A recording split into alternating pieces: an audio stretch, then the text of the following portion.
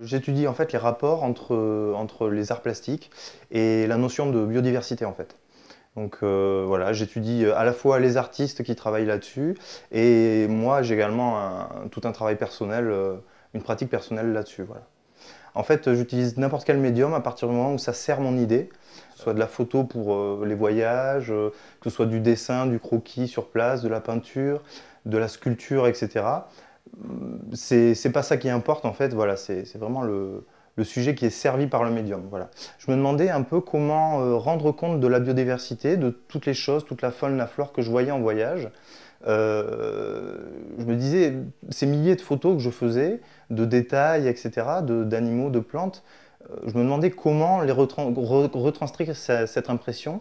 Et comment faire, c'est prendre des échantillons en fait de ça, photographiques. C'est des petits carrés qui sont normés, ils sont tous de la même taille, ils sont tous carrés, donc, et les coller les uns à côté des autres, en fait c'est faire un condensé de cette biodiversité, un condensé de toutes ces images et toutes les regrouper en une seule image en fait, voilà. Et j'ai appelé ce projet Fragments du vivant, parce que voilà, pour moi c'est des petits fragments, des petits échantillons que je regroupe pour représenter le vivant. Voilà. Je pense que ce qui représente le mieux l'image qu'on se fait de la biodiversité, en fait, c'est le spectre solaire pour moi. Voilà, en représentant ce spectre des infrarouges aux ultraviolets pratiquement, voilà, j'essaie de rendre compte de ça, de la nature en fait. Voilà. Alors j'ai commencé à faire des sculptures monumentales en fait, en ramassant du bois flotté sur la plage, pour faire en fait des animaux monstrueux, des sortes de grands cadavres un peu décharnés, des squelettes, que j'ai assemblés dans les dunes. Donc c'était des sculptures qui faisaient entre 5 et 8 mètres d'envergure à peu près. C'était une sorte de cimetière, on va dire, de monstres comme ça, échoués dans les dunes. Et donc voilà, en montrant ces grandes sculptures, etc., je montre un peu l'ignorance qu'on a de ces espèces-là. Finalement, on les connaît bien que lorsqu'elles sont mortes.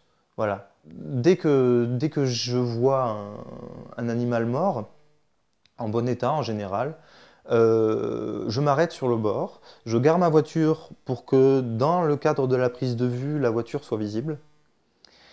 Et je fais 3 prises de vue. En fait, je fais une prise de vue générale avec un grand angle où on voit la voiture en fond. Une deuxième photo qui prend le bitume et l'animal.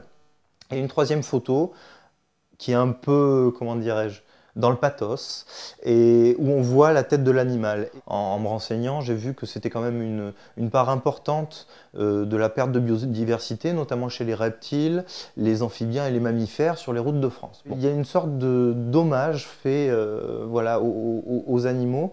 Je les prends dans leur individualité, sous des angles qui plaident un peu leur cause. Voilà.